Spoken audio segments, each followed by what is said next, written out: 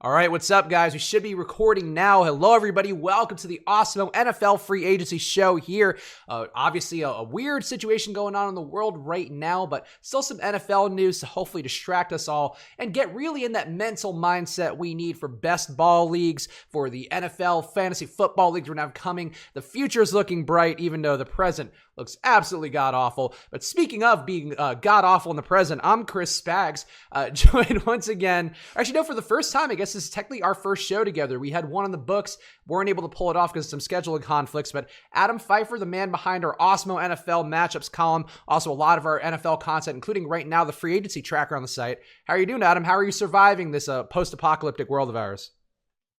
Spags, I'm doing good, man. Yeah, it's been definitely tough, especially for people like us who use sports every day in our everyday life. But at least, first and foremost, obviously, the most important thing is to be smart and be safe and healthy. But the NFL free agency is in the last 2 days or so has been a really nice distraction for all people with anxieties and worries and stuff like that. And there's been no shortage of content for me for the free agency stuff. That's for sure. It's been exciting.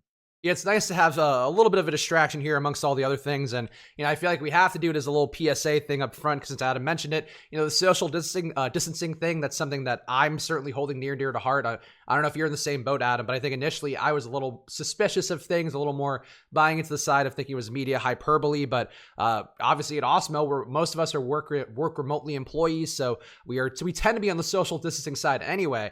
But now with this all going on, certainly important to stay in your house if you are not currently in a state where there are people who are actually locked down. But have you seen some of the stuff from Florida recently with the kids on spring break just diving into some nice warm water together and really sharing the disease and cooking it, marinating it like a finely tuned pork there? Yeah, and there's people going out to celebrate St. Patrick's Day in these crowded bars, and it's just like this is a time where everybody just needs to be very, very selfless. Like, okay, yeah, I understand that the virus could potentially be not as threatening to a 22-year-old or a 23-year-old or something with a good immune system. But I mean, if you're carrying it and you're around people with worse immune systems or older people, like it's just a time where everybody's got to be a little bit unselfish here. Yeah, exactly. It's a community thing here, and that's why, we are a community here at Awesemo, and of course, part of our support of the community that's going on right now, our NBA 2K promo we are doing. I think I'm going to be on that stream tonight alongside Josh, Laffy, and Ben Ross, who've done a tremendous job setting that all up. But if you're watching this video on YouTube or listening on SoundCloud right now, go to awesemo.com/NBA2K. Right now, we are doing the play-in games for our gigantic bracket challenge where there is a 10K prize up top, I believe 15K in prizes overall going on right there. So if you go to awesemo.com/NBA2K right now, you can find all the details you need to know on how to play on there. It was a lot of fun last night. Viewership was really strong, so I'm looking forward to being a part of it. But if you are looking for something to divert the time, as Adam and I both are really investing in all of our Teddy Bridgewater news as we are, go right now to awesemo.com/NBA2K and take a look at all the details on there. It's very simple, just some prop bets, and we're going to get better as we go as well. We had a live scoreboard going yesterday. Genuinely, one of the more impressive things I think we've done as a company, which I had nothing to do with, so not even trying to take any credit. Really impressed by my coworkers and what they've done to turn this around fast. But go to awesemo.com/NBA2K.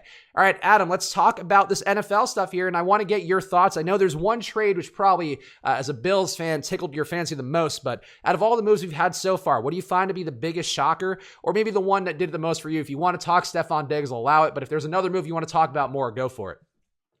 I mean, obviously the biggest, most head scratching one was the DeAndre Hopkins trade. Like we saw reports last year at a point where it was like nobody really looked into it too much, but there was some like murmurs that maybe his name was being dangled on the trade market, and we kind of overlooked it because okay, if you're going to go after DeAndre Hopkins, you would have had to give up multiple picks and players and whatever, and then we get the same kind of report from I think it was Peter King yesterday afternoon that DeAndre Hopkins' name is continued to be out there, and he said the same thing. He's like, you're gonna have to give up a lot, multiple first round picks, whatever.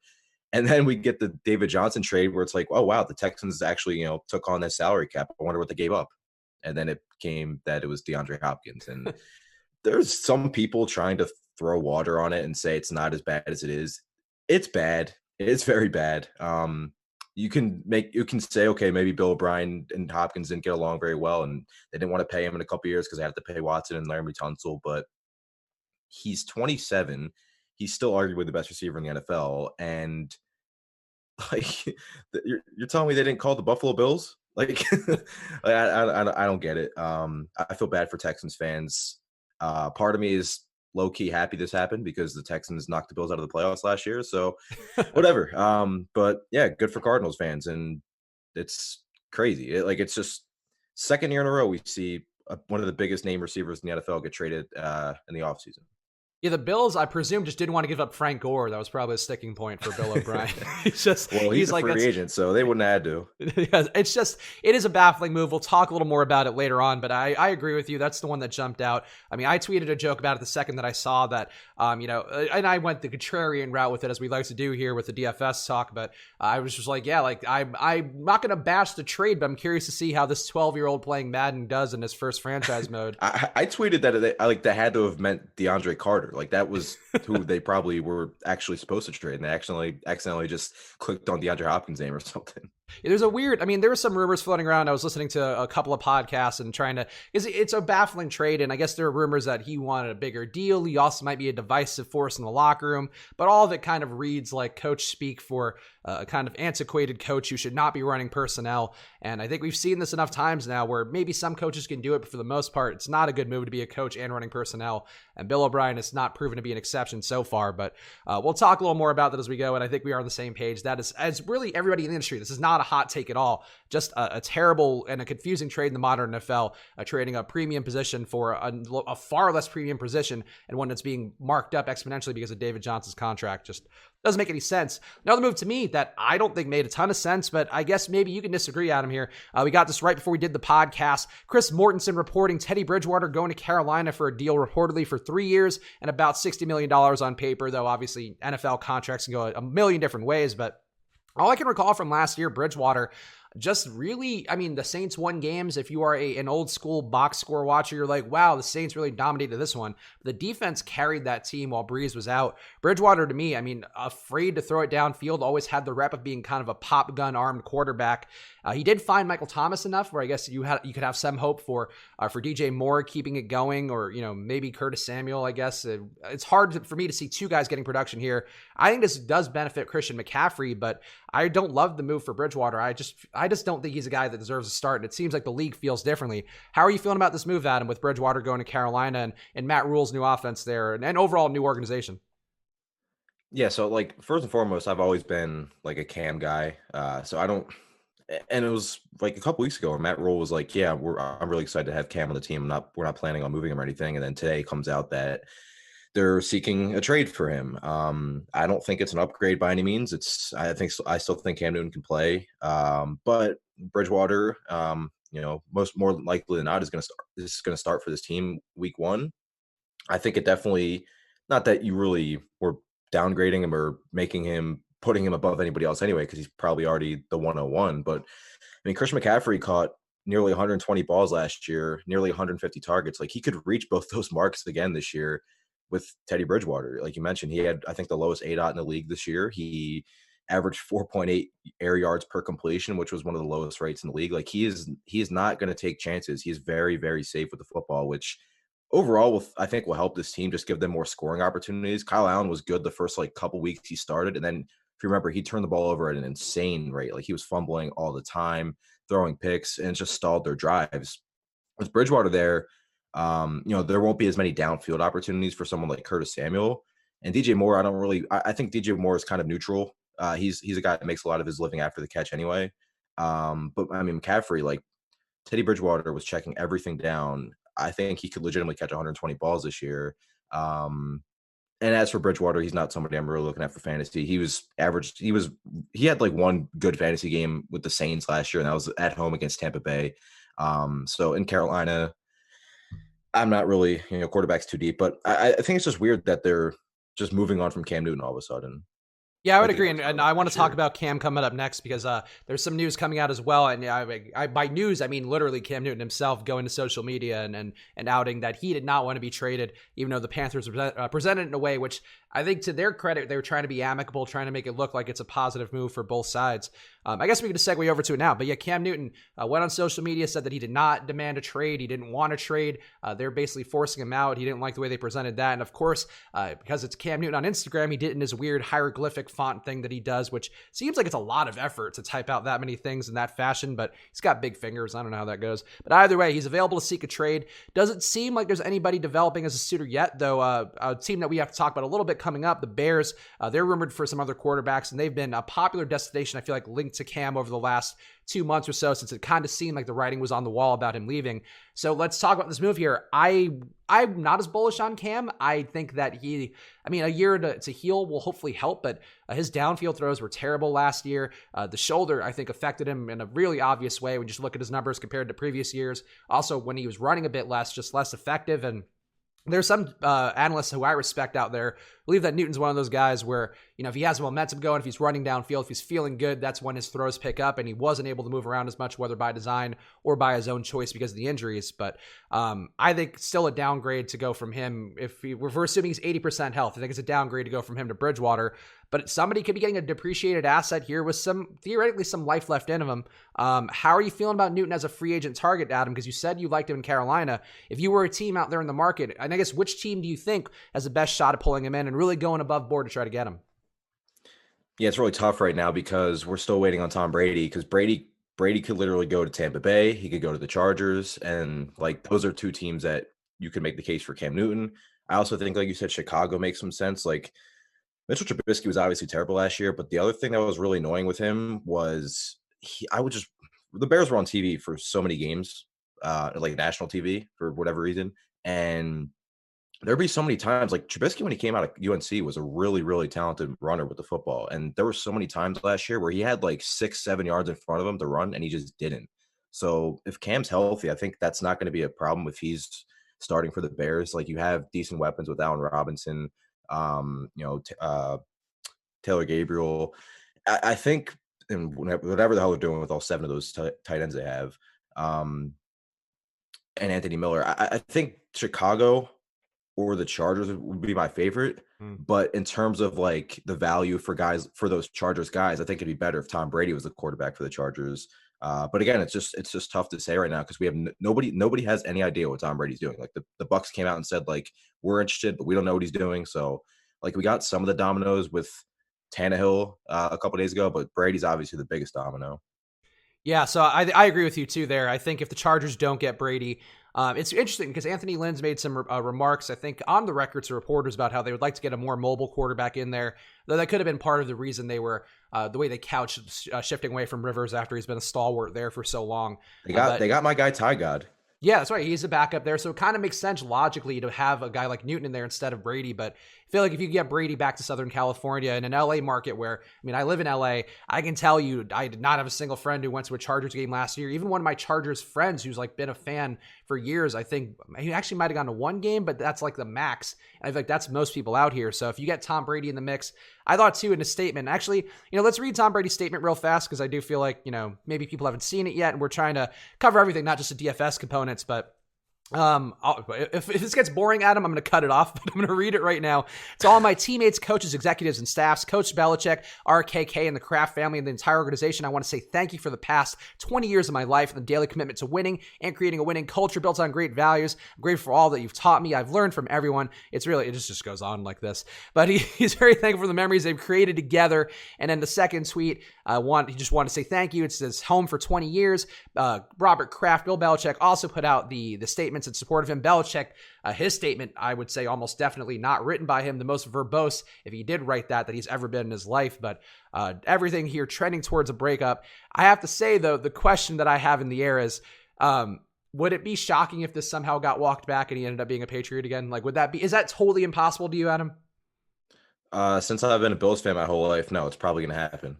I mean, just be like, gotcha, bitches, and then he's back in there. Yeah. I mean, I don't know. Because we got, like, I think it was like 2 weeks ago, we got reports that like Kraft and the Patriots and Brady like weren't really seeing eye to eye. Then there was like, oh wait, not so fast. And then he comes out and has this. I mean, I feel like Brady's not the type of guy I feel like that would post something like that and then go back on his word. So Yeah. I'm going under the assumption that Tom Brady will not be playing for the New England Patriots next year, and it will be extremely odd. It'll be like when Brett Favre went to Minnesota. It'll be like when Peyton Manning left the Colts. Like, it's just there's certain guys that you don't see in different uniforms, and Tom Brady is one of those guys. So it's going to be weird. Yeah, the one thing that jumped out to me in his statement, which kind of made me think, well, there's a couple things that made me think it's a Chargers destination for him more than Tampa Bay. The way that he put in there, my children were born and raised here, and you always embrace this California kid as your own. I felt like that was a little bit of a foreshadowing move by him, and I think he might prefer. And we know Chargers. The Niners are apparently already out, so yeah, that's thankfully for Jimmy G. If that happened for him again, despite his good looks in making a Super Bowl, I would actually feel pretty bad for Jimmy G if he got usurped one more time. But I think the Chargers are the destination for him. I think that's the one that he wants. I've also seen some people, one of the gambling guys I follow, who actually, I think he's a fellow Adam. I'm not sure. I always forget this dude's name, but he's actually pretty sharp on a variety of things. I'll see if I can find him while we talk. But he was pointing out how, and this is something which I thought about too, but I guess not as deeply as this guy did. You know, the Bruce Arians scheme in Tampa Bay is really designed to have a big quarterback who could sit in the pocket and take hits to open up the downfield routes. And that's what we saw with Jameis, where he's getting pressured pretty heavily. Obviously, was creating a ton of fantasy value by throwing deep downfield. I think in some respects, like Tom Brady probably sees those numbers and is like, I've been sacrificing my numbers. He wants to show the TB12 method can put up big stats in this modern era as well, despite being in his mid 40s or, early 40s, depending on how you want to couch that. I feel like he wants Tampa Bay in terms of just like the football component, where you see Jameis, you see him turning the ball over, you mentally think like, I can not turn it over more like better than Jameis Winston does, with two big weapons, two really talented weapons. And if they keep OJ Howard 3, we could say at least to have some ability to be competent with Mike Evans, Chris Godwin, and Howard. But I don't know, man. Like, I don't know if he's actually built for that Tampa Bay offense, knowing what we know of Jameis and just how Jameis was back there taking shots, but also just unafraid to keep throwing downfield. That is not the Tom Brady we've seen in the last few years in New England. So how do you find the fit to be for him in Tampa Bay if he does go there? It's a little questionable, like you said, with the Bruce Arians downfield attack. The thing with Brady is, like, he's been taking so many pay cuts all these years in New England, like, and again, like, the guy doesn't need money. Like, he's married to Giselle, but like, we just don't know what he wants. We don't know if he wants to prove that he can win outside of the Belichick system. We don't know if he wants to just prove that, he can go somewhere else at his age and still play at a high level. We don't know if he cares about winning still. I'm sure he does to an extent. We don't know if he wants money. So, I think like Tampa Bay would be like, I don't think Mike Evans and Chris Godwin would be like, oh yeah, massive downgrades for these guys. Like, they're still going to see a combined like 40% target share of the offense, and Brady's still accurate enough in the intermediate throws for a guy like Chris Godwin to continue to emerge as an elite receiver. I just think the perfect fit would be the Chargers. You have a reliable slot guy with Keenan Allen. Brady's always been a really good screen passer, and you have Austin Eckler, who's maybe the best receiving running back in the league outside of maybe McCaffrey. Like, he's obviously locked in behind Brady in the backfield. So I just think, and Hunter Henry, like, we know Brady's had connection with a lot of his tight ends. Hunter Henry's just been fantastic since entering the league when he's been healthy. So the Chargers are the perfect fit for me. I'm hoping he goes there just because I think it'll have the least amount of just downfall or a potential downfall for the skill players around. Like, I think Keenan Allen, and like, the difference between Rivers and Brady last year wasn't much. Just Rivers just was so careless with the football.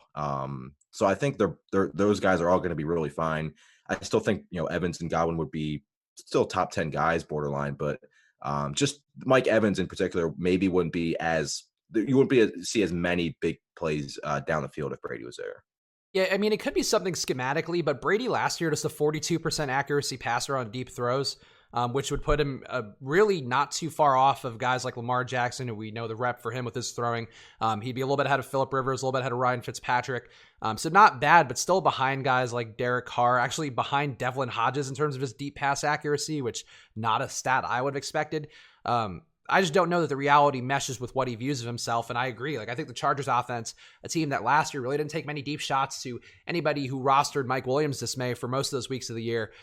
Keenan Allen just kind of seems like a Patriot receiver in the way that Brady would be used to, very strong with timing routes. A dude who will also show up and work out with Tom Brady and get that in, as well as having, a guy who's a pretty good combination of really every Patriots running back who's been good for Brady, and Eckler, where he could do some of the James White stuff. You can also run it up the gut. We saw that enough last year. So yeah, I agree. I think the better fits the Chargers. I think that it's a little bit sexier if you're a guy like Brady who hasn't been able to chase stats and wants to get paid at the same time. I think if you go to the Bucks and you put up 5,000 passing yards and 40 touchdowns at 42 years old or 43 years old, that's like an amazing thing to do. But I think if he wants to win a Super Bowl or at least be in the hunt for it and probably compete against Mahomes, I guess that's one thing though. You are competing against Patrick Mahomes in that same division if you're a Chargers, if you're their new quarterback. That does kind of close his window a little bit. Would that be, you think that's a consideration at all for him? Because that is something to think about when you have, let's say 5 years left even. If you're competing against Mahomes at his mid-20s, that's a dangerous spot to be for an old quarterback. No, yeah, I definitely think that could be a factor. Also, like if Brady isn't the quarterback for the Chargers and they have Tyrod Taylor, like the Chargers, I think they picked 7, so they would be a candidate for somebody like Tua if he falls, or Herbert or somebody. Like I would imagine whoever if they drafted a quarterback, they would sit for a year and let Tyrod play. Like Tyrod is a guy that throws deep. He's actually, I mean, might have changed because we haven't seen him play in a while, but when he's been a starting quarterback, a really good deep thrower. But he's also the complete opposite of Philip Rivers, where if the pocket collapses, he'll take off and run, and he won't be looking to check it down to somebody like Austin Eckler, where I can't even tell you how many times, as somebody who had a lot of Austin Eckler in DFS or season long last year, Rivers would just dump it to Eckler, and he would have like 2-minute drills or late game scenarios where he'd have like a 6-catch drive, like legitimately. So I don't know if Tyrod Taylor is going to check it down as much as Philip Rivers would or Tom Brady would. So it's just really interesting, and it's crazy. But the entire, not the entire, but a huge chunk of fantasy ramifications are depending on where Tom Brady signs. Yeah, I'm fully with you at that, and this is something that Awesemo's talked about a lot as well. One of the reasons that he was down on Saquon when the Giants made the switch to Daniel Jones is that Jones being more mobile, you get less check downs to the running back, and Brady about as immobile as you can get. So if there's going to be a lot of check downs to Eckler, and also just more snaps to go around with Gordon likely to be out of there as well, even if they give more run to Justin Jackson or draft somebody. It just seems like the Chargers are going to be if they get Tom Brady, they're a sleeping giant here in fantasy. And even if they get even if they have to start Tyrod, I do think they would probably want to bring another QB into that room if they don't get Brady. But it does seem like a team that's kind of flush with fantasy talent that's waiting to break out, and also more defined roles for these guys. So I think that's definitely going to have some hope for them. I guess we should talk. Also, one thing to note, which I have in our run sheet, Tyrann Mathieu, who has been, it's weird. Some of the NFL players are doing reporting on their own now, but he did tweet Brady to Chargers about 4 hours ago. And I think it's the right move for everybody involved. So I'd be curious to see it. I guess we should talk about the Patriots side real fast. I didn't put this on our sheet, but Andy Dalton was rumored to be one of the Bears trade targets. Also, Nick Foles. Those guys have been out there in reports for the Bears. Andy Dalton now picking up some steam for the Patriots. There's also reports that they like Jarrett Stidham, their backup, who I don't know enough about offhand, haven't taken enough of a deep dive on him.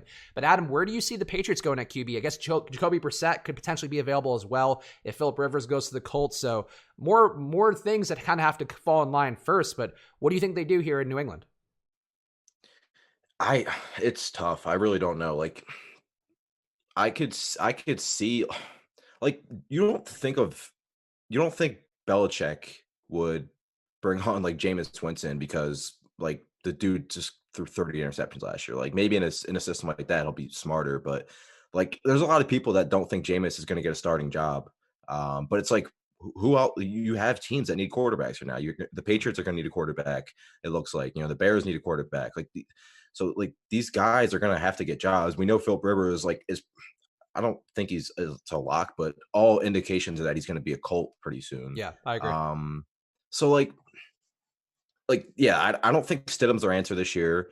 I don't know if Cam Newton or Jameis Winston are going to be their guy this year. It's really tough to peg where this team's going to go at quarterback. Like a lot of people are thinking, okay, we'll just go wait for Trevor Lawrence next year or something.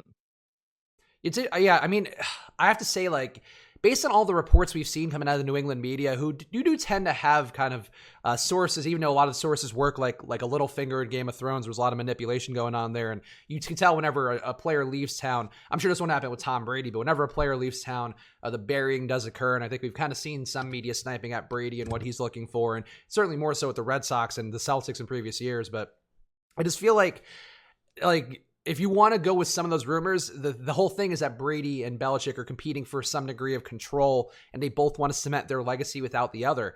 And what would cement the legacy more for Bill Belichick than converting Jameis Winston from this guy who was, basically the equivalent of a cannon without any sort of like, I don't know, some sort of structure to keep things, no guard to keep it flowing. Like he's just a fire hose basically, and he's just breaking down every window when he does that. But if you get him to work like a fire hose that's aimed correctly and not destroying entire buildings as it puts out a fire, like that's kind of the biggest testament you can to Belichick's coaching. And I think that's the kind of challenge he'd be up for to convert Winston. I mean, it might drive him insane in the process, but like that's an intriguing one. I'd rather go Winston than Andy Dalton. Like Dalton to me is just a shittier version of Jameis Winston, and I don't like. I'd rather have the guy who's got the big arm and we know can at least do something, especially from fantasy perspective. Yeah, I mean, we know what Dalton is. We know what Jameis Winston is right now, but in a different system where he has some structure and just better overall coaching and schemes, like we don't fully know. Like he's not going to be, he's obviously hasn't really lived up to the number one overall draft pick he was, but like in a different scheme like that in a system, like if you put Dalton in the same system, you know what he is. We know exactly what he is.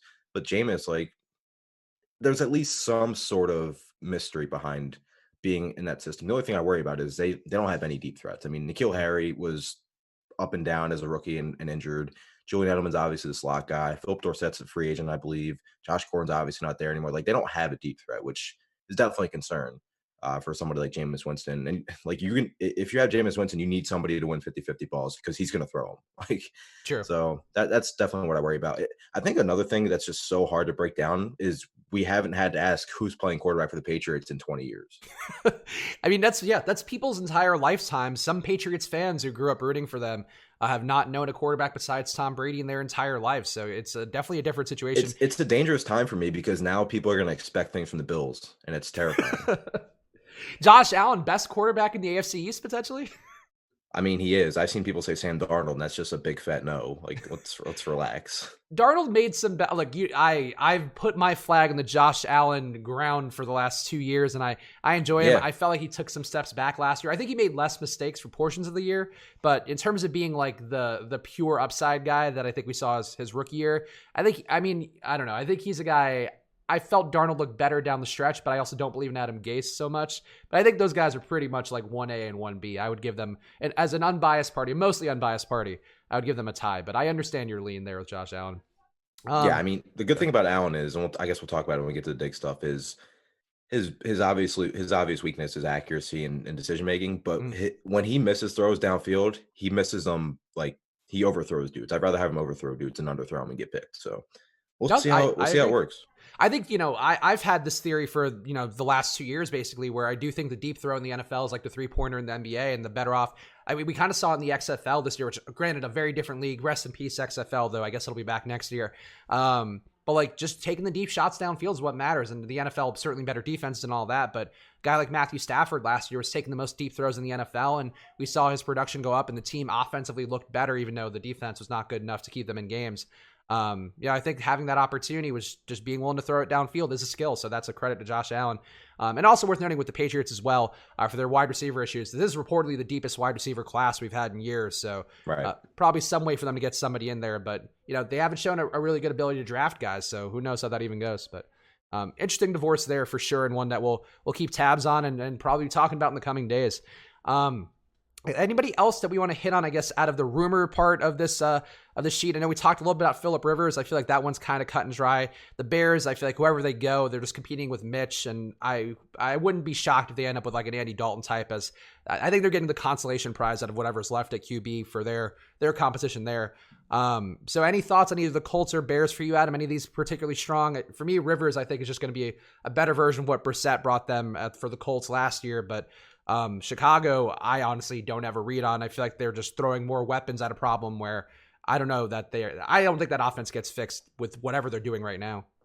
Yeah, I think Rivers will be a Colt by possibly the end of the day. And we'll see, because they love Jacoby Brissett. So I don't think Rivers comes in and immediately is a starter. I think he probably ends up becoming the starter. But I think he's going to be a Colt. And yeah, for the Bears, like, oh man, Trubisky was so bad last year. I could see Cam going there very easily. We just got to wait and see. Yeah, if Cam goes there, I do think that's one that, I think that would be an instant boost to that offense. But I think if we're talking about Trubisky competing with Andy Dalton or Nick Foles for the starting job, like that to me seems like a very Bearsy outcome to have. But we'll see in the coming days here as things are crystallizing pretty fast, it looks like. Let's keep going through here. We have, that's the rumor and innuendo part of the show for the most part. Let's talk about some of the confirmed deals. We talked about this one up top, but we can just breeze through it fast. And I want to get your thoughts if this actually is the worst trade ever. But the Houston Texans sending DeAndre Hopkins the full trade. They're sending Hopkins and a 4th rounder to Arizona for David Johnson, a 4th rounder. And also Houston got a 2nd rounder out of it. So great job by them. But just a bad trade. And we talked about it up top, but the fantasy impact here for you, Adam, I think we're in agreement on the bad trade part. Fantasy impact. Arizona really looking like a more potent offense because of this, really not losing anything. David Johnson was out of that offense anyway. They clearly wanted Kenyon Drake. They gave him the transition tag. Everything looks great for Arizona. Houston's side, despite this being a stupid trade, David Johnson's going to probably get the ball a lot, and one would think they really want to feed him. They did feed Carlos Hyde. They did use Duke Johnson and Carlos Hyde. If he merges their production together and gets that run, he can be very viable in fantasy, even if he's a terrible real-life call. So how are you feeling about the fantasy implications for this trade for both sides? Yeah, so for the Texans, obviously Deshaun Watson takes a hit. Like, you don't lose arguably the best receiver in the league and not be impacted. Like, I think I saw on Twitter that Deshaun Watson has never played a game in the NFL without Hopkins. So all of a sudden, like, we know that the Texans offense was way more high potent when Will Fuller was in the lineup, but that was obviously with Hopkins in the lineup too. And now you're relying on a guy who's missed 22 regular season games in 4 years to be your number one receiver. I'm banking on him missing 3 or 4 games this year. So that means they'll probably bring somebody into the draft. Again, this is a really loaded class. They could bring in somebody, like Denzel Mims or T. Higgins or Jalen Rieger, like someone like that. But it's bad. I mean, Deshaun Watson, all of a sudden, he's still going to run a lot, which is good, but he takes a huge hit.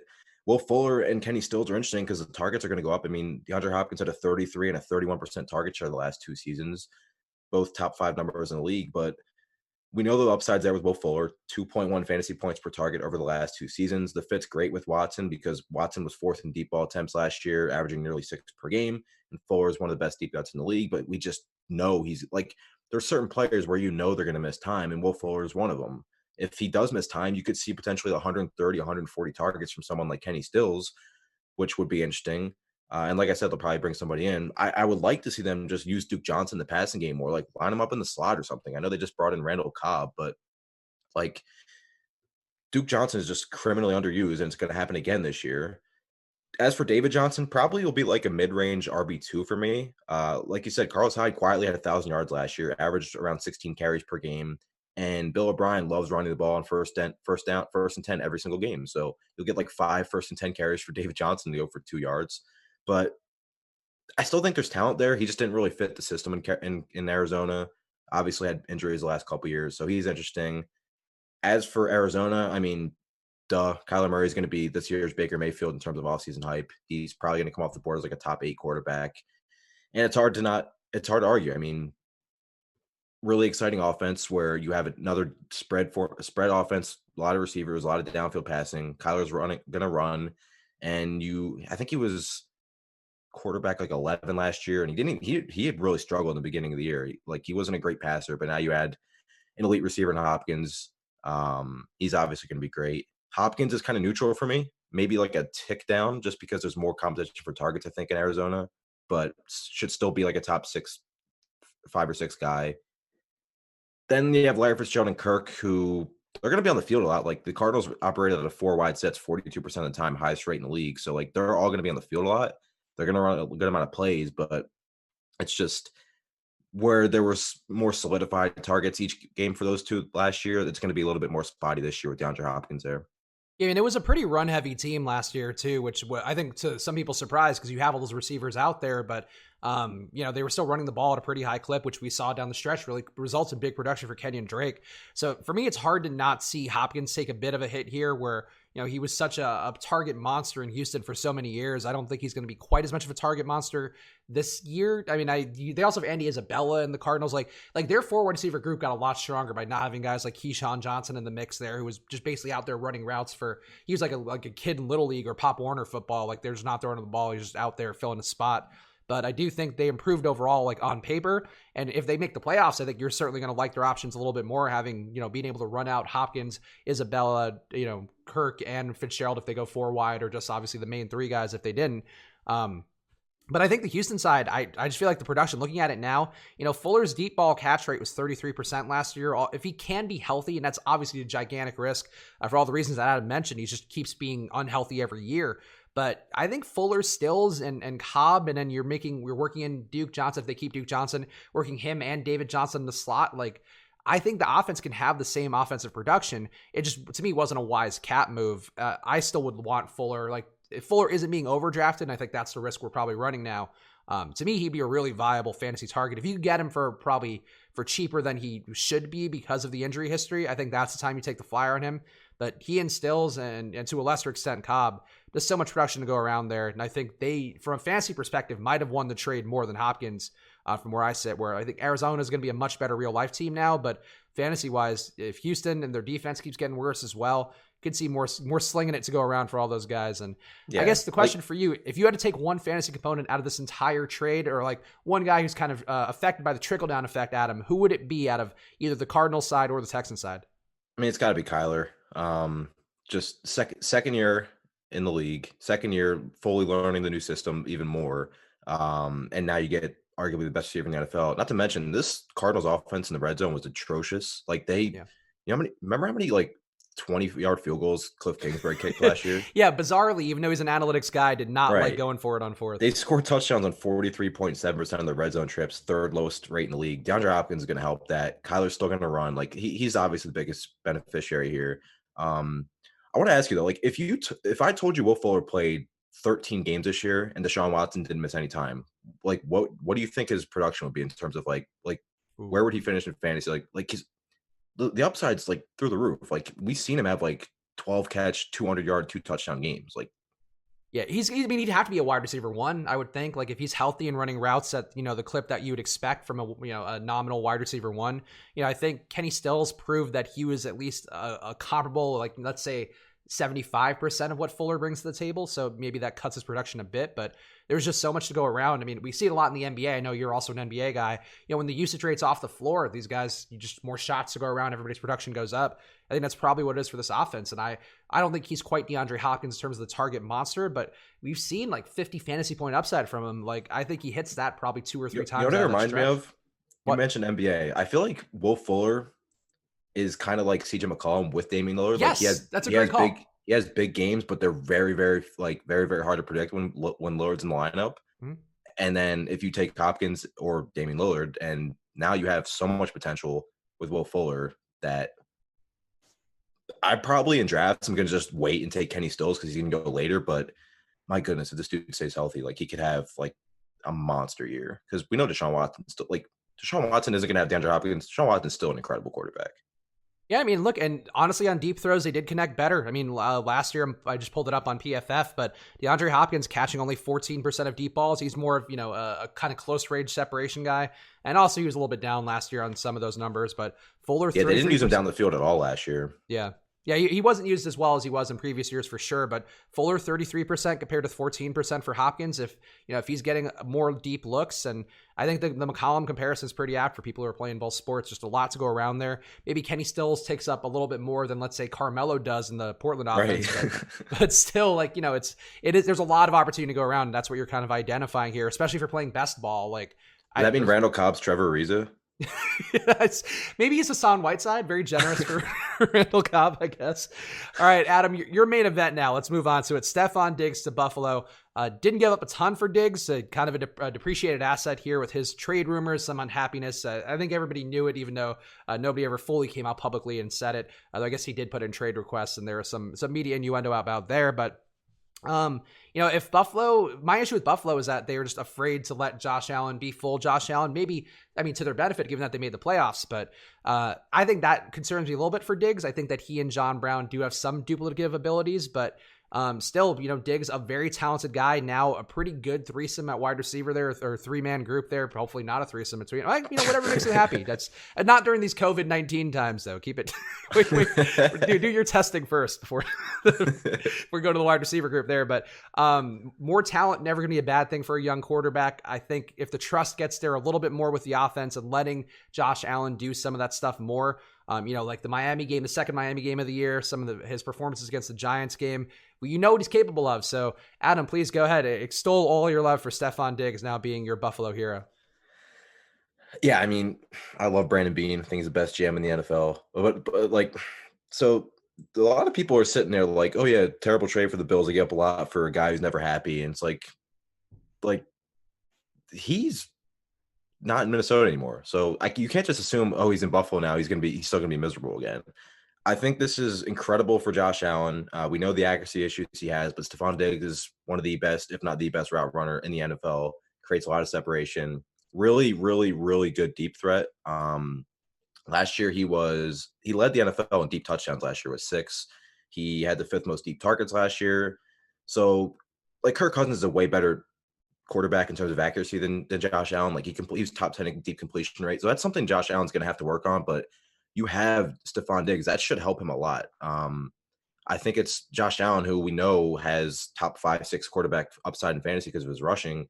Now you have, if they open up the playbook a little more and let him throw a little bit, which I think they will this year, honestly. Now you have John Brown against number 2 and number 3 corners. Cole Beasley still in the slot. Dawson Knox should learn how to catch the ball. He makes the most incredible catches and he drops easy ones. Yeah. But in his second year, you have weapons on this team. So Josh Allen, he might fall just because guys like Kyler are going to go up and Baker might go back up this year. So I'm still perfectly fine with Josh Allen as my quarterback in fantasy.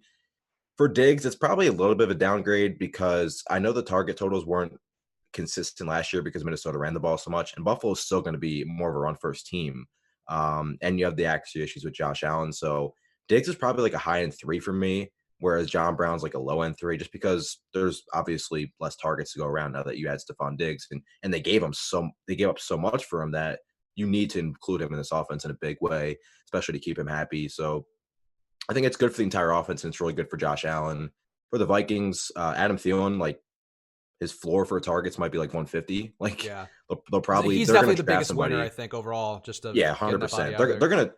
They have the Bills' 22nd overall pick, and they had the 25th overall pick in the draft. So one of those picks is going to be a receiver, Denzel Mims. If Justin Jefferson's there, one of those guys will be on the Vikings, but they're not going to take over Adam Thielen's production. So a little bit of a down year because he missed so much time with the hamstring injury, but he should get right back to being really, really just we saw that stretch, I think it was 2 years ago, where he had 6 or 7 straight 100-yard games. I could see Thielen starting a year like that again this year. Yeah, I was down on those guys last year just because I didn't think it was possible for them to get the production for both Diggs and Thielen. It was one of my bigger takes in the preseason NFL content we did, and that ended up being mostly right. The guys had decent games when one was out, and I think this is now the opposite way where Irv Smith, they like a lot of tight end, and they're going to use him probably outside a little as well. But Olabisi Johnson, neither him nor Irv Smith really looked that great. They don't appear to be target monster type guys. Even if they get somebody else in the draft, the Vikings offense is so conservative where I agree. Thielen, I think his value, to me, if you want to be conservative, I feel like he's a high wide receiver 2, but I think he's got, definitely wide receiver 1 potential across the board, especially in PPR leagues. I think he's a really strong play. And the Buffalo stuff, I agree with pretty much everything you said there. They're a good team. They're young. The defense was really one of the better defenses in the league to me. I think they hit some snags down the stretch, but still overall, Tre'Davious White outside, just a tremendous player. So who's that? Yeah, no, we talked about that on Twitter a little, but they're a team. He's been my guy for 3 years. People told me Xavier Rhodes is better, and look he is now. I'm very much on your side. Tre'Davious White's a dude that I'm very happy with, and that defense it's a good spot. Honestly, them in the AFC East, they made the playoffs last year. They have a lot to build on. I feel like this is a trade you definitely make if you're Buffalo. I actually had missed initially that they gave up a first rounder, a little bit of a steep price skip for a guy who's unhappy, but. Yeah. If he pays off in I a big way and they I win the like what East. Brandon Beane's like when you have a young quarterback that has shown the promise Josh Allen has, you just build around him. And that's what Brandon Beane's done last year. Is they added 6 offensive linemen last year, John Brown, Cole Beasley, Devin Singletary. This year they already had a top 15 at worst receiver in the NFL and Stephon Diggs. Like Brandon Beane just continues to try to make Josh Allen's progress easier. And that's what you do when you have a young franchise quarterback. You just build around him. Look what who was it? Look, like it didn't really work out. Hasn't really worked out lately, but the Rams were doing that with Jared Goff. They brought in all these receivers. Like that's just what you do when you have a young quarterback that you think is the franchise, the face of your franchise. So I'm loving what Brandon Beane's been doing, and you mentioned it. The Bills not only are talented, but they're all young. Like I tweeted it out, like Josh Allen's 23, Tremaine Edmonds, our star middle linebacker, is 21. Dawson Knox is 23. Ed Oliver's 22. Singletary's 22. Trey White's 24. Diggs is 26. Like they just have a ton of young talent that should help them just that sounds weird to say this, but compete for years. And it's weird. I'm not used to the Bills having expectations. It's very weird. Maybe another run of Super Bowl appearances with no wins for the Bills. I still have a hole in my old bedroom wall from the Music City Miracle. So yeah, there you go. So I think things are looking up in Buffalo, and I agree. Young guys, athletic guys too. Building around a quarterback who has some potential both for fantasy and real life. I would like to see him opening up a bit more. And if you have these weapons, hopefully they do. So we'll see. And Singletary too, second year for Singletary. The guys do take that jump in the second year at the skill positions. And he could definitely be a dude who's a factor. Let's keep going through the rest of these here. We have Austin Hooper going to the Browns and the richest tight end deal ever. Case Keenum also to the Browns as Baker Mayfield's backup. So you can see a little bit of cover your ass situation here developing in Cleveland in case Baker does regress one more year. To me, Hooper takes a big downgrade at tight end. I just don't see if they keep Odell Beckham and Jarvis Landry and still have the 2 running backs. What is Hooper doing there? I mean, he's just like a better version of what they did with Ricky Seals-Jones down the stretch. A much better version, to be clear, and a better blocker. I think he'll be a good addition to the team, but Gronk will not be in this offense to me. How do you feel about Hooper here going to the Browns, Adam? Yeah, the only way Austin Hooper wasn't going to be downgraded is if he stayed in Atlanta, to me. And, Baker's probably going to be like a post-type sleeper with all these weapons. Not to mention, like Kareem Hunt was heavily involved in the passing game when he was active last year. So it's not only just Odell Beckham, it's not just Jarvis Landry and Nick Chubb in the running game. It's also you have Kareem Hunt who's going to play a lot of snaps and like he averaged like 5-6 targets a game. So Hooper to me is still a tight end one just because the position isn't it's deeper. It's deeper this year because you have breakout guys like Waller and those guys, but he's still a tight end one, but more of a back end. The other thing is like Kevin Stefanski used a lot of 2 tight end sets during his time in Minnesota. So I don't think David Njoku's going anywhere and he's going to be on the field. So Hooper's target totals are going to be inconsistent. He might have, solid touchdown numbers if this offense can take a step forward. The offensive line obviously improved, bringing in Jack Conklin. Yep. So, and they're probably going to address another tackle position in the drafts. So they should be a much better offense, but Hooper definitely takes a downgrade. He, was in a really high-powered offense last year, was the focal point of it for a lot of it, honestly. And then Jarvis Landry, it'll be interesting to see what Landry does because last year his ADOT went up a big jump compared to what it was in Miami, but he's still that intermediate slot guy. And that's kind of where Hooper operates too. They didn't have any sort of semblance at tight end last year because Njoku was out for most of the year. So it'll be interesting to see if Landry takes a big step down, especially in the red zone. Jarvis Landry was targeted in the red zone a ton last year. Yeah, I mean, Landry definitely was actually the more impressive, I feel like, out of the 2 receivers between him and Odell. And it's not close either. No, definitely not. And I mean, that's also gonna be a testament to him having worked with Baker for that extra year. Maybe things even out a little bit here, though. It remains to be seen with all the changes in the Cleveland organization. But good. I think a good offense, but fantasy wise, I think it's going to be a little crowded there. And I agree. I think Odell having a bounce back year, Landry coming back down to earth, and also losing some production to Hooper does seem like a decent outcome. And the 2 running backs, I mean, that's 2 pretty decent mouths to feed there. And Nick Chubb certainly doesn't deserve to lose anything. Kareem Hunt with more time in that offense and learning from whatever off-field incidents he keeps accruing, certainly going to be a little more in the mix there. So yeah, Cleveland, an interesting team, but fantasy-wise, I think everything gets a little bit worse there as a result. Case Keenum, I just feel like that just seems like Baker insurance in case he comes Mitch Trubisky territory. Would you agree here? I don't think they're competing for a starting job. I think it's firmly Baker's. Yeah, it's just literally a backup. But I will say, like, if anything happens to Baker, Keenum has targeted the slot a lot in his career, so maybe that helps Jarvis Landry.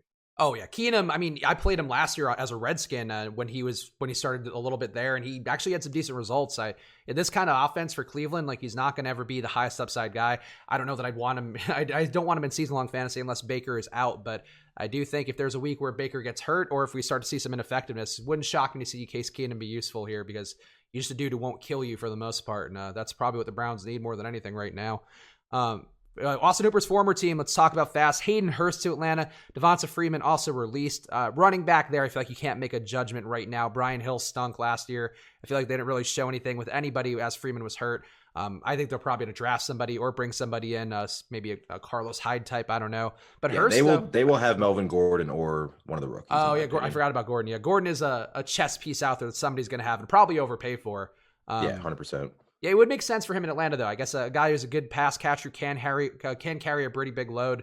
Yeah, Gordon would be an interesting move. I don't know their cap situation if they can actually afford him, but that's one to watch for sure. Hurst, I like Hurst. I mean, I think he might not instantly have the connection with Matt Ryan. Austin Hooper was a guy who basically moved down the block from Matt Ryan to build their connection. Their wives hang out. They were best buddies, and you kind of saw his production uptick as they got closer and became. It was a weird thing, but that is a thing in the NFL. We can't quantify that data wise, but sometimes being around and being available, especially as a tight end, as a safety blanket type position, does help out. But Hurst, kind of an athletic freak, a guy who's had moments in Baltimore. Baltimore certainly doesn't need him. I think Hurst is a sneaky guy to take a flyer on. I don't know that he's quite Darren Waller territory, but I think he'll be more useful than where he gets drafted unless he gets like a lot of hype coming up here. But how do you feel about Hayden Hurst, Adam? Do you think he's a guy that you would consider looking at in some of the best ball leagues where people are starting to size up right now? Yeah, absolutely. So Baltimore would use 3 tight ends. Obviously, Mark Andrews was the guy that ran all the routes, but like Hayden Hurst, really talented. He just blocked all the time for this team because they obviously ran the ball at one of the highest rates in the league. They didn't need him to run many routes, but this is still a guy who 8.7 yards per target was 7th best among tight ends. 2.4 yards per pass route was 6th best among tight ends. Like you said, he's athletic. He has big play potential. And barring any sort of other moves from the Falcons, like he should easily set a career high in routes run this year. I think he's probably at the moment like the ideal late round tight end. Obviously, nobody's drafting right now, other than some best ball formats. But yeah, he's definitely, like you mentioned, the Darren Waller breakout. Like probably not to that extent, just because the targets won't be there. But yeah, like that type of just out of nowhere tight end that has a career year could definitely be with Hayden Hurst in Atlanta. Also, one thing that interests me that I wasn't aware of until right now, Austin Hooper last year, 1.65 yards per route run. Hayden Hurst running a bit less routes, obviously, because he wasn't on the field, as for the reasons Adam mentioned, with sharing time there. But Hurst, 1.69 yards per route run last year. So kind of a sleeping giant to me. If he gets used that way, Jaden Graham, I do think maybe earned a shot here, but he wasn't a particularly explosive guy besides a few games that paid off. I think that Thanksgiving game was one where he was particularly good, but yeah, like Hurst to me, just a guy who has the pedigree, should be in the mix here, and a guy getting a big jump in opportunity, definitely going to be one to watch. So I like Hurst. I'm intrigued by his potential here, though certainly a lower tight end flyer than a guy who, like, he's not a top 5 tight end now, but it wouldn't shock me if he got there, if he really comes up and fills that Hooper role more than we might realize. Some guys staying here, we'll just kind of close these out fast because we've talked about a lot of the real ramifications, but Ryan Tannehill staying in Tennessee, getting paid $30 million a year-ish. Derrick Henry getting the franchise tag because running backs just get screwed even when the quarterback gets paid off of their back. But Tannehill, look, he might regress next year. I did think they did a good job keeping him in pocket. Still was shocked they didn't try to kick the tires on Tom Brady at all in that situation, given that Tom Brady basically does what Tannehill did, though I guess with less deep throw accuracy. Tannehill's numbers to me kind of remind me of Russell Wilson the previous season, where he was just so efficient. It doesn't seem like he could sustain it, but then Russell Wilson did. Ryan Tannehill, not quite Russell Wilson, but how do you feel about this move for Tennessee here, Adam? Because I think it's a fine one. I think it's probably the one you had to make after the run they made last year. Yeah, I think it's very easy to break this down. Like Tannehill's, like you mentioned his numbers, he was so efficient, massive completion percentage at over 70%, but it's not like he was checking down. Like he was top 4 in both completed air yards per attempt and air yards per completion. So like he was throwing deep. This is great for AJ Brown. You don't have to worry about him, mixing it with a new quarterback. AJ Brown was obviously the breakout star last year, especially in the second half. He's gonna be one of like 5 players who just has a massive jump in terms of ADP from last year to this year. Jonnu Smith, obviously the number one tight end now with Delaney Walker gone. Like, it's just good for these guys to have Tannehill back. Tannehill himself, like multiple touchdowns in 12 of 14 games, did run a little bit. Like, I think most people will still believe that he's not this good, so he won't be coming off the boards really highly. So, like, if you want to wait at the quarterback position and stream multiple guys, like Tannehill's fine. But yeah, I think this is just best for the Titans' entire offense. Not a big adjustment period for them, especially because not only do they keep Tannehill, but Derrick Henry's still the back, who is probably going to come off the board late first, early second. And look, he's coming off a massive workload, but Derrick Henry's like, it seems like he's older than he is, but I think Derrick Henry's like 25. Like, Yeah. it's just because he gets the ball so much, but he's literally been like legitimately been the best running back in the NFL over the last year and a half. So Yeah, and running back years, I can catch up pretty fast. But right Right. now, especially for a huge dude, like you just don't know. Like kind of a Zion Williamson thing where you just don't know how that ages because they're kind of freaks even at their positions and their skill levels. But I think you just had to run that back with that run they had. I don't know that I would have given Tannehill quite as much money, and I probably would have been a little more willing to be open-minded towards Brady. But I get what they were going for there. And, Tannehill probably not a fantasy factor for me, but AJ Brown probably going to be improved in a meaningful way as well. Maybe Corey Davis is a little bit less garbage, and they kind of level out things never. with him. But Never Corey Davis. no, I agree. But he showed some potential the year before. Maybe they develop a little more of a just opportunity for both guys. But it does seem like an AJ Brown, Derrick Henry team for the most part. Dallas keeping Amari Cooper, gigantic deal for him. I'm a Cowboys fan, still lapsed for the most part in the last few years. I still root for them, but with less vigor because it's hard to root too much when you're doing this job, as I'm sure Adam can attest to with the Bills. But Cooper being there, I get it. Dak getting the franchise tag, he wants $40 million a year. He probably shouldn't get it because I think you could have a quarterback do similar things if you give him that offense, but that's just me as a cynical Cowboys fan. But these seem like the moves Dallas had to make after you paid Zeke. Losing Byron Jones sucks, but what are you going to do? How do you feel about these moves, Adam, as a less biased party than I am, as a completely defeated and defeatist Cowboys fan? Yeah, kind of the same thing as Tennessee, right? There's, what you're going to get from these guys. Dak Prescott was the number 2 quarterback in fantasy last year. With Mike McCarthy there, I think they throw it a little bit more this year. The Zeke is still the focal point of the offense, but Dak was really good deep ball passer last year. Quietly runs the ball inside the 5 a lot too. So Dak should stay in the quarterback 1 discussion with Dallas. Same thing with Amari Cooper as a top 10 receiver. Was much better at home last year. 52 catches, 869 yards, and 5 touchdowns at home compared to 27 catches for 320 yards and 3 touchdowns on the road. But when healthy, a little bit inconsistent. We know that with Amari Cooper, but when healthy, one of the elite receivers in the league, especially in terms of route running. And yeah, I mean, if they throw the ball a little bit more, we know where the passes are going. It's Amari Cooper and it's Michael Gallup.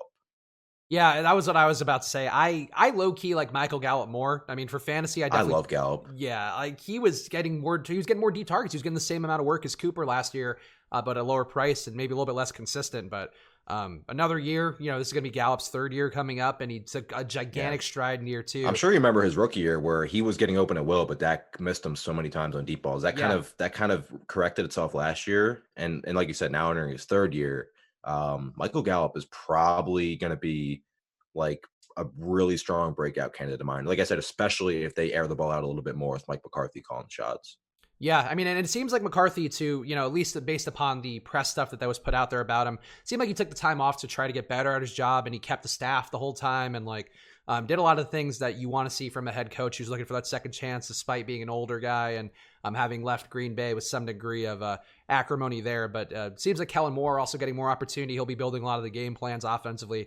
This offense will be viable again. But Cooper, I feel like, I don't know. I wouldn't have minded moving Gallup to wide receiver 1 and just seeing what he did, but I get keeping it together. And Cooper was good, especially at home. I didn't realize the splits were quite that bad, but Cooper had the big moments and he'll get a shot to do it again next year. And Drew Brees staying in New Orleans for 2 years, so no switch over to Taysom Hill, even though Taysom Hill, who's shockingly old, I feel like he's 27 or 28 now, probably would have loved if Drew Brees would have called it quits, but Brees, at least it seems like probably 1 year. I don't know if he makes the full 2, but New Orleans offense, same as always. Michael Thomas, I feel like going to look good. Alvin Kamara, not as impressive last year. I feel like I would still err on the side of finding him a little bit lower than Michael Thomas, actually a lot lower than Michael Thomas. But how do you feel about this move for the Saints? A move you would probably make for yourself, I'm sure. Yeah, Drew Brees is good. There we go. Hot takes. Hot takes. Close it out. Kamara came out on Twitter and like the NFL, I think, tweeted a highlight video of his highlights from the 2019 season, and he said that was me on like 75%. So we know he had that foot injury, Right. that cost him a couple games, and then he wasn't really himself until like the last couple games of the year where he scored like 5 touchdowns. Kamara, if he falls out of the first round, I will be jumping all over him. Still think he's an immense talent. Fits so well with this offense. We know Drew Brees is the best intermediate passer in the NFL, best passer to running backs in the NFL.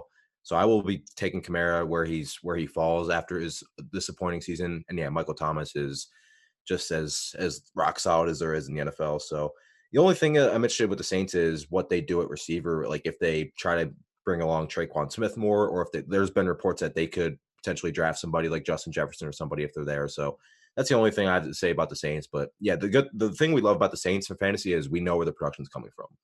Yeah, and Michael Thomas proved last year. I mean, he was right there at the McCaffrey level in terms of the DFS prices, but I felt like had as good of returns, especially relative to position, as McCaffrey did, if not better some weeks. So I really like New Orleans keeping it together. I see no reason why not.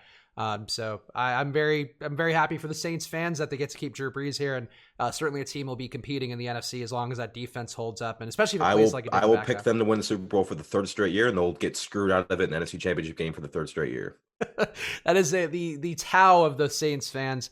Anything else we haven't hit on, Adam, that you want to hit on? We went a little bit longer than I think we planned, but there's so much to talk about. And again, it's just nice to talk about football instead of our impending doom. Yeah,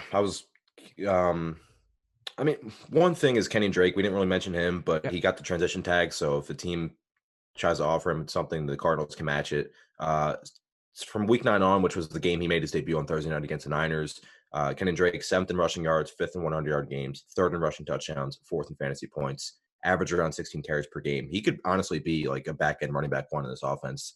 So I definitely will be looking at Kenny and Drake this year.